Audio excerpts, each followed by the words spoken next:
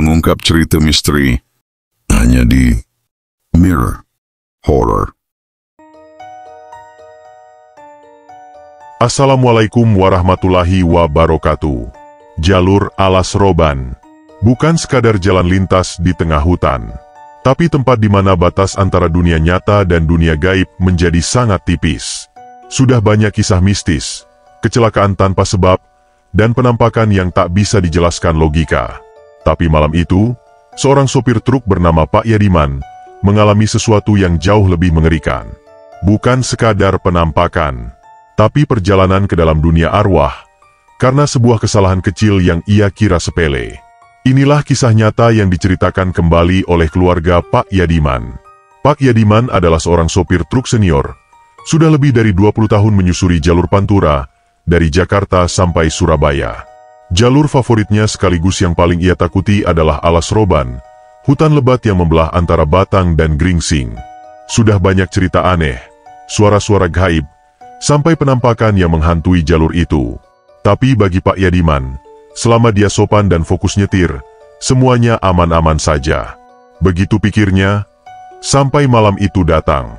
Malam itu, langit gelap dan berkabut.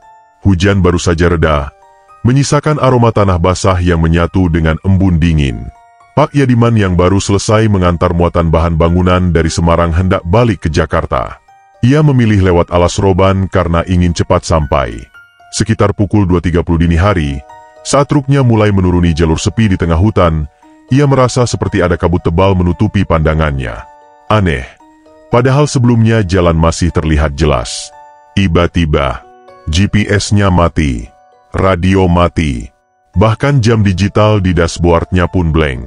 Ah, paling listriknya konslet, gumamnya sambil tetap menyetir perlahan. Namun beberapa meter kemudian, ia melihat jalanan di depan berubah. Aspalnya mendadak berganti menjadi tanah merah berlumpur. Di kanan kiri bukan lagi pohon jati dan semak, melainkan nisan-nisan tua berdiri acak-acakan, sebagian miring, sebagian tumbang. Pak Yadiman mulai panik. Ia yakin tidak pernah lewat jalur ini. Ia menginjak rem, tapi truknya tetap melaju. Bahkan terasa seperti melayang, ban tidak lagi menyentuh tanah. Di kaca spion, ia melihat sesuatu bergerak. Sosok hitam, tinggi, rambut panjang, berdiri tepat di belakang bak truknya. Matanya merah menyala. Bismillah, ya Allah, desisnya. Mulai membaca ayat-ayat pendek sambil menggenggam setir erat. Tak lama kemudian, dari balik nisan, muncul banyak bayangan tubuh yang setengah hancur, berjalan pelan mendekati truk. Beberapa menatap langsung ke arahnya, dengan wajah setengah terbakar, dan mata melotot. Ada yang mengetuk kaca, ada yang berteriak, ada yang cuma berdiri mematung dengan kepala menunduk. Pak Yadiman menjerit dalam hati, tak bisa berteriak. Tiba-tiba, truknya berhenti sendiri, dan ia sadar, ia berada tepat di tengah pemakaman tua yang tak pernah ia kenal. Pak Yadiman memberanikan diri menyalakan truk lagi. Mesinnya hidup, tapi suara mesinnya aneh. Kasarnya bukan seperti diesel biasa, melainkan seperti geraman, mirip suara binatang besar. Ia langsung injak gas, berharap bisa keluar dari area pemakaman itu. Namun semakin ia melaju, nisan-nisan malah semakin banyak. Jalan tak kunjung berubah jadi aspal. Tidak ada petunjuk arah, tidak ada lampu jalan, hanya kabut pekat dan suara aneh dari sela-sela pohon besar yang mengelilinginya. Kadang terdengar tangisan, kadang suara bayi tertawa, lalu langsung berubah menjadi jeritan. Di kejauhan, Pak Yadiman melihat sebuah gerbang tua dari batu. Di atasnya tertulis huruf Jawa kuno yang tidak ia pahami. Tapi ia pikir, mungkin ini jalan keluar. Ia pacu truk ke arah gerbang itu. Begitu truk melewati gerbang, braak! Truknya seperti menabrak sesuatu tak kasat mata. Badannya terhempas ke setir. Kaca depan retak halus. Tapi anehnya, gerbang itu tetap di depannya. Tidak berubah. Seolah-olah ia tidak bergerak sama sekali. Ia mencoba mundur. Tapi suara dari radio truk yang mati tadi tiba-tiba menyala sendiri. Ada suara, "Koe ora bakal metu. Iki dudu alam sampeyan. Kau takkan keluar, ini bukan alam milikmu." Pak Yadiman kaku. Suaranya bukan manusia biasa. Berat, dalam, seperti gaung dari dasar sumur tua. Ia turun dari truk. Kabut semakin pekat. Baru beberapa langkah menjauh dari truk, ia sadar truknya menghilang. Hanya suara angin dan kerikan jangkrik aneh yang tersisa. Pak Yadiman memutuskan berlari, menyusuri celah di antara nisan dan akar pohon beringin besar. Tapi setiap kali ia merasa menemukan jalan keluar, ia selalu kembali ke tempat semula, di depan gerbang batu itu. Sekarang, sosok-sosok bayangan mulai muncul di sekelilingnya. Ada yang melayang, ada yang merangkak, dan ada satu, tinggi, berjubah hitam, berdiri tanpa wajah. Sosok itu menunjuk ke arahnya, lalu berkata, "Kembalikan yang bukan milikmu." Pak Yadiman kebingungan. Apa maksudnya? Aku tidak ambil apapun. Sosok itu perlahan mendekat. Langkahnya tidak bersuara, tapi tanah di sekelilingnya berubah menghitam dan retak. Sosok berjubah hitam itu makin mendekat. Pak Yadiman mundur perlahan, lututnya gemetar. Suara berat itu kembali terdengar. "Kembalikan, atau kau jadi bagian dari kami." Pak Yadiman panik. Ia merogoh kantong celananya. Kosong. Meraba saku jaket. Juga kosong. Tapi, saat menyentuh kantong celana belakang, ia merasakan sesuatu yang tak asing. Sebuah benda kecil, lembek, dingin, dan berlendir. Ia tarik keluar pelan-pelan. Sebuah boneka kain lusuh, berwarna hitam kelam. Matanya dari kancing tua, satu sudah copot. Di bagian perutnya tertancap jarum kuningan kecil, dan bau amis menusuk langsung menyeruak. Astagfirullah, ini apaan? Pak Yadiman ingat. Ia sempat berhenti di sebuah warung tua di pinggiran alas roban sebelum masuk hutan. Warung itu dijaga seorang nenek tua yang wajahnya tertutup kerudung. Hanya matanya yang tampak, mata yang merah dan tidak berkedip. Saat membayar kopi dan rokok, si nenek sempat menepuk pundaknya sambil tersenyum. "Bawa oleh-oleh ini, biar selamat di jalan," katanya pelan. Tanpa sadar, Pak Yadiman menyelipkan boneka itu ke kantong belakang. Ia kira itu hanya jimat biasa. Tapi kini ia sadar, itu bukan jimat perlindungan. Itu adalah pengait, benda pemanggil arwah. Benda itu seolah punya roh sendiri. Saat ia genggam lebih erat, boneka itu berdenyut seperti jantung. Sosok-sosok di sekitarnya mulai melolong. Beberapa membakar dirinya sendiri, beberapa menghilang dalam kabut. Namun sosok berjubah tetap tak bergerak. Ia menunjuk boneka itu, lalu berkata, "Itu milik anak kami, yang belum dikubur dengan tenang." Tiba-tiba, di belakang Pak Yadiman terdengar suara tangisan anak kecil. Ia menoleh, dan melihat sosok anak kecil, tubuhnya hangus sebelah, menangis sambil menggapai-gapai boneka itu. Anak itu berkata lirih, "Aku cuma mau tidur, tapi bonekaku diambil." Jantung Pak Yadiman nyaris berhenti. Tangannya gemetar. Ia ulurkan boneka itu perlahan. Namun sebelum boneka itu diambil, dari balik pepohonan muncul suara tawa si nenek warung. Tawa dingin yang berubah menjadi jeritan menusuk. Dan kabut makin menebal. Kabut mengental. Suara tawa si nenek warung masih menggema, lalu berubah menjadi teriakan jeritan panjang, seperti jerit perempuan yang sedang melahirkan, atau perempuan yang sedang dicabut nyawanya. Pak Yadiman gemetar memegangi boneka itu, sementara sosok anak kecil yang separuh tubuhnya hangus masih berdiri di hadapannya. Matanya yang kosong menangis darah, tapi suaranya tetap lirih. "Aku cuma mau tidur. Kasihkan bonekaku." Sosok berjubah hitam kembali bicara. Suaranya bergema ke seluruh penjuru makam. "Kalau ingin kembali ke dunia manusia, lakukan ritual Aal." Dari tanah di dekat kaki Pak Yadiman, mendadak muncul sebuah lingkaran hitam berlambang aneh, seperti simbol kuno dari zaman sebelum manusia mengenal huruf. Lingkaran itu mengeluarkan aroma busuk campur belerang. Di tengahnya, ada tempat membakar dupa dan sebuah mangkuk tanah liat yang sudah retak. Sosok berjubah berkata, "Letakkan boneka di tengah, percikan darahmu sendiri, dan ucapkan janji, aku takkan kembali membawa yang bukan hakku." Pak Yadiman awalnya menolak. Tapi saat ia menengok ke belakang, jalan telah hilang. Nisan-nisan menyatu menjadi tembok tinggi seperti penjara. Ia tahu, Satu-satunya jalan keluar adalah mengikuti ritual ini. Dengan tangan gemetar, ia letakkan boneka di tengah lingkaran.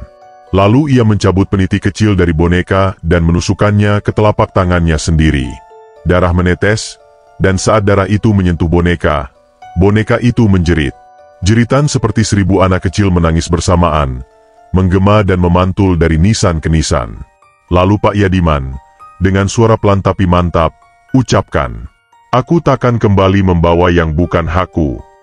Aku takkan kembali membawa yang bukan hakku. Aku takkan kembali membawa yang bukan hakku." Begitu kalimat ketiga diucapkan, kabut mendadak tersedot ke tengah lingkaran. Angin berputar, dan semua suara lenyap. Pak Yadiman memejamkan mata. Saat ia buka kembali, ia sudah duduk di kursi supir. Truknya terparkir di pinggir jalan utama Alas Roban. Subuh mulai menyingsing. Tapi anehnya, tangannya masih berdarah. Dan di kantong celana, boneka itu masih ada. Tapi kini matanya lengkap. Pak Yadiman tak bisa tenang meski telah keluar dari Alas Roban. Badannya dingin seperti es. Keringat dingin membasahi punggungnya. Tapi ia tetap mencoba menenangkan diri. Mungkin cuma mimpi buruk. Mungkin aku ketiduran. Tapi saat ia turun dari truk di sebuah warung pagi hari di Pekalongan, penjaga warung menatapnya dengan heran. "Pak, maaf, tangan sampean berdarah." Pak Yadiman melihat telapak tangannya masih sobek bekas tusukan peniti, dan masih basah darahnya. Yang lebih membuatnya panik, saat ia merogoh kantong belakangnya dengan harapan boneka itu sudah tak ada. Tapi, boneka itu masih di sana. Dan kini, mata kancingnya dua-duanya sudah utuh. Lebih buruk lagi, boneka itu kini memancarkan bau anyir yang jauh lebih menyengat. Sepanjang jalan pulang ke rumahnya di Tegal, Pak Yadiman mencoba berbagai cara. Dibuang ke tempat sampah, dilempar ke sungai, ditimbun di tanah, dirobek pakai cutter.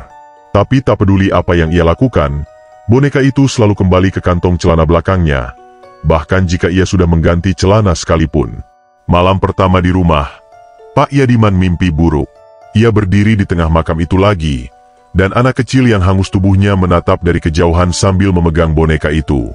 "Kamu belum memenuhi janjimu, boneka ini belum pulang ke tempatnya."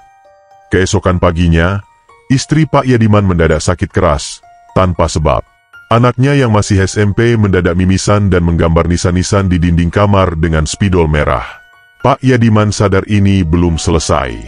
Esok malamnya, ia kembali ke Alas Roban. Berbekal senter, air doa, dan niat mengakhiri semuanya, ia masuk ke jalur lama yang sudah lama ditutup. Jalur yang katanya penuh kecelakaan maut dan dikenal sebagai jalur arwah gentayangan.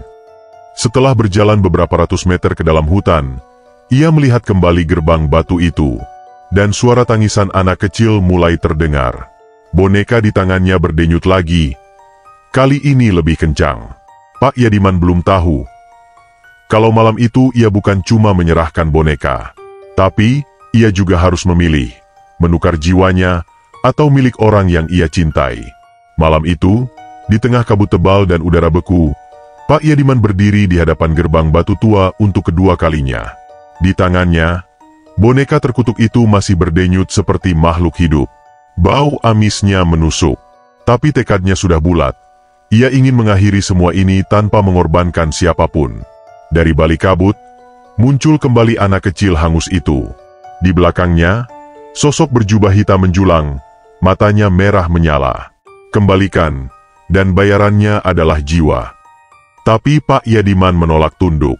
Dengan suara lantang, ia berkata, "Ambil boneka ini. Tapi jangan ambil nyawa siapa-siapa. Aku tak berniat mencuri. Aku hanya korban tipu daya." Sosok berjubah mendekat. Kabut berputar. Langit berkilat merah. Arwah-arwah bermunculan, melingkari mereka. Pak Yadiman menggenggam botol kecil berisi air doa dari rumah. Disiramkannya ke lingkaran tanah tempat ia berdiri. "Kalau ini memang dunia gaib, kalian juga punya aturan. Aku tak datang dengan niat jahat. Aku sudah mengembalikan yang kalian cari." Tiba-tiba, suara anak kecil itu terdengar jelas dan pelan. "Kalau kau tak niat, kenapa kau tak tolak sejak awal?"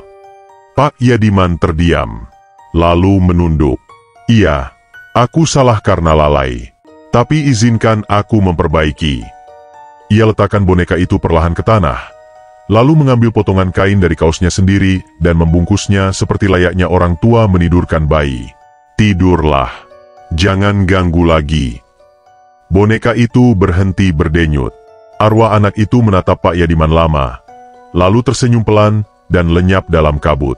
Sosok berjubah masih berdiri, tapi kini tak berbicara lagi. Ia hanya mengangguk, lalu menghilang bersama suara denting angin terakhir. Dan seketika, Pak Yadiman terbangun di dalam truknya. Mesin menyala. Hari mulai pagi. Jalur alas roban terbentang di depan, seperti tak pernah terjadi apapun. Tapi, di dashboard, ada satu benda tertinggal. Sebuah boneka hitam, kini terbungkus kain, dan tertidur diam. Pak Yadiman tak pernah kembali ke jalur alas roban. Ia berhenti menjadi sopir truk, dan membuka warung kecil dekat rumah. Kadang, di malam sepi, ia melihat sosok anak kecil lewat di depan warungnya, menatap sebentar, lalu berjalan pergi. Tapi ia tak takut lagi. Ia tahu, beberapa kesalahan tak bisa dibatalkan, tapi bisa ditebus. Dan selama manusia menjaga niat baik, alam gaib pun akan tahu batas. Pak Yadiman memang selamat, tapi ia tak pernah benar-benar sama lagi. Sejak kejadian itu, ia meninggalkan dunia truk, dan memilih hidup sederhana, membuka warung kecil di kampungnya. Boneka hitam yang dulu menjadi sumber teror, kini tersimpan dalam kotak kayu tertutup rapat, ditempatkan di pojok ruangan dengan dupa dan doa. Kadang, di malam-malam tertentu, Pak Yadiman masih mendengar suara anak kecil memanggil dari kejauhan. Tapi ia tak lagi takut, karena ia tahu, beberapa hal tak bisa dihindari, tapi bisa ditebus dengan ketulusan dan keberanian. Dan bagi siapapun yang melintasi alas roban, ingat satu hal. Jangan pernah ambil sesuatu dari tempat yang bukan milikmu, sekecil apapun itu. Karena kadang, yang terlihat sepele, bisa menarikmu ke dunia yang tak bisa kau pahami. Jangan lupa, like, subscribe, dan aktifkan loncengnya supaya kamu gak ketinggalan kisah-kisah mistis nyata lainnya. Wassalamualaikum warahmatullahi wabarakatuh.